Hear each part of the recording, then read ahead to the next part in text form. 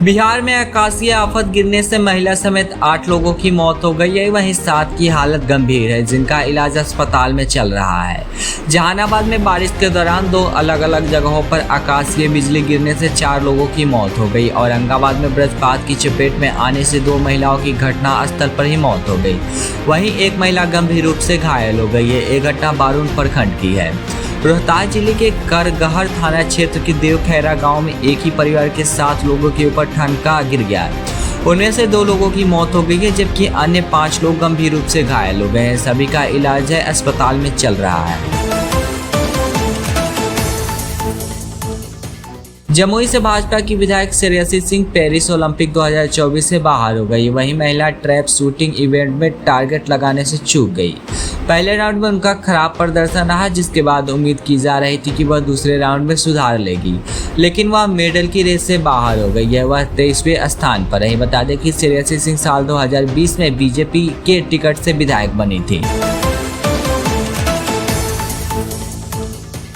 रालोजपा के राष्ट्रीय अध्यक्ष एवं पूर्व केंद्रीय मंत्री पशुपति पारस बुधवार को खुलकर कहा कि लोकसभा चुनाव में उनके साथ नाइंसाफी हुई है, फिर भी हम लोग एनडीए के साथ हैं। पारस ने बुधवार को पार्टी कार्यालय में राज्य स्तरीय कार्यकर्ताओं के साथ बैठक कर रहे थे। इस दौरान उन्होंने बिहार में रालोजपा की स्थिति को बेहतर बनाने के लिए कार्यकर्ताओं को कड़ी मेहनत करने को कहा।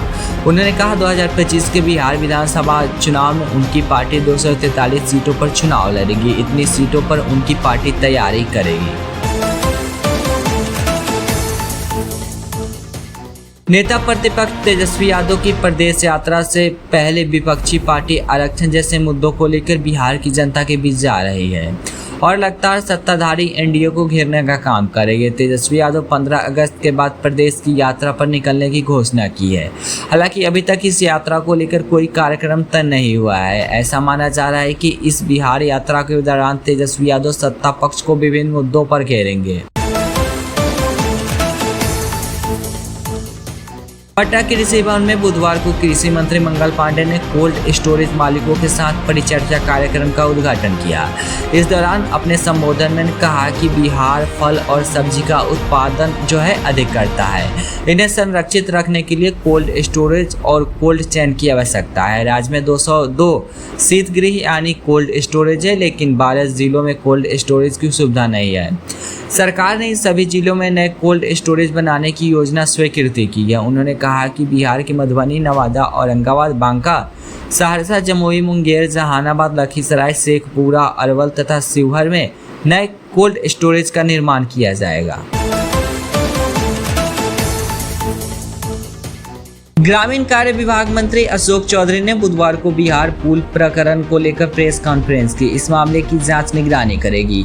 इस दौरान उन्होंने नेता प्रतिपक्ष तेजस्वी यादव पर निशाना साधा। उन्होंने कहा कि नेता प्रतिपक्ष को पुल और पुलिया में अंतर नजर नहीं आता है, वह सबको पुल ही कहते हैं। उन्होंने आगे कहा कि हमारी टेक्निकल टीम ने पुल प्रकरण पर जो रिपोर्ट दी थी उससे हम संतुष्ट नहीं थे, इसलिए हम यह मैसेज देना चाहते हैं कि हम काम करना जानते हैं और काम करने के लिए हमने निर्णय लिया है कि इसकी जो जांच है वो निगरानी करेगी, ताकि पुल या पुलिया सड़क निर्माण करने वाले ठेकेदार या इंजीनियर इस बात को समझ सके कि सरकार अनियमितता को किसी भी सूरत में बर्दाश्त नहीं करेगी। दिल्ली कोचिंग हादसे के बाद पटना में भी प्रशासन ने कोचिंग सेंटरों की जांच शुरू कर दी है, जिसमें कई कोचिंग संस्थानों में बड़ी खामियां देखी गई है। इसको लेकर बिहार सरकार अलर्ट हो गई है। राजधानी पटना के तमाम कोचिंग संस्थानों की जांच की जा रही है। कई कोचिंग संस्थानों का जांच में काफ़ी कमियां पाई गई है, उन्हें 1 महीने में दुरुस्त करने का निर्देश दिया गया है। पटना की कोचिंग में पदाधिकारियों के द्वारा निरीक्षण करने के दौरान कोचिंग संचालकों में हड़कंप मच गया है।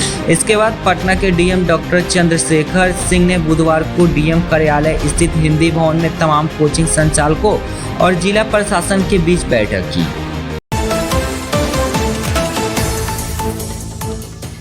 बिहार के डिप्टी सीएम और खनन मंत्री विजय कुमार सिन्हा ने बताया कि लोगों को बालू, गिट्टी और दूसरे लघु खनिज उपलब्ध कराने के लिए नई व्यवस्था जो है कानून लागू की जा रही है। अब बिहार सरकार के खान एवं भूतत्व विभाग बिहार सरकार ने बालू मित्र पोर्टल शुरू किया है। इस पोर्टल के माध्यम से कोई भी व्यक्ति घर बैठे बालू की ऑनलाइन खरीद सकता है। बालू की खरीद के बाद उसकी होम डिलीवरी भी सुनिश्चित होगी। डिप्टी सीएम विजय कुमार सिन्हा ने बताया कि बालू मित्र पोर्टल को संचालित करने के लिए राज्य सरकार ने Bihar state mining corporation limited को प्राधिकृत किया है।